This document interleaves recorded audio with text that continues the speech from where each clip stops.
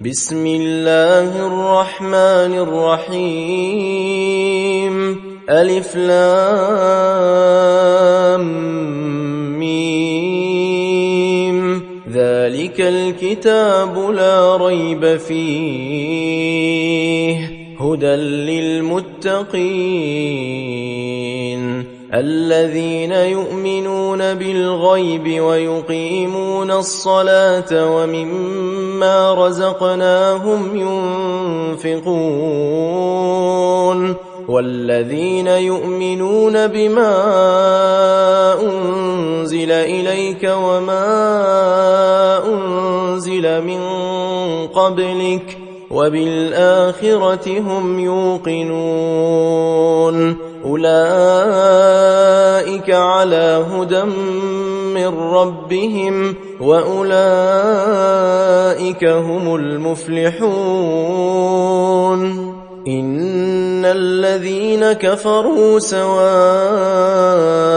عليهم أأنذرتهم أم لم تنذرهم لا يؤمنون ختم الله على قلوبهم وعلى سمعهم وعلى أبصارهم غشاوة ولهم عذاب عظيم ومن الناس من يقول آمنا بالله وباليوم الآخر وما هم بمؤمنين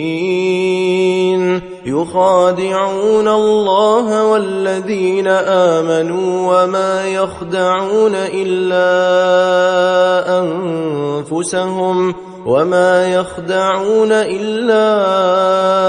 أنفسهم وما يشعرون في قلوبهم مرض فزادهم الله مرضا ولهم عذاب أليم بما كانوا يكذبون وإذا قيل لهم لا تفسدوا في الأرض قالوا إنما نحن مصلحون ألا إنهم هم المفسدون ولكن لا يشعرون وإذا قيل لهم آمنوا كما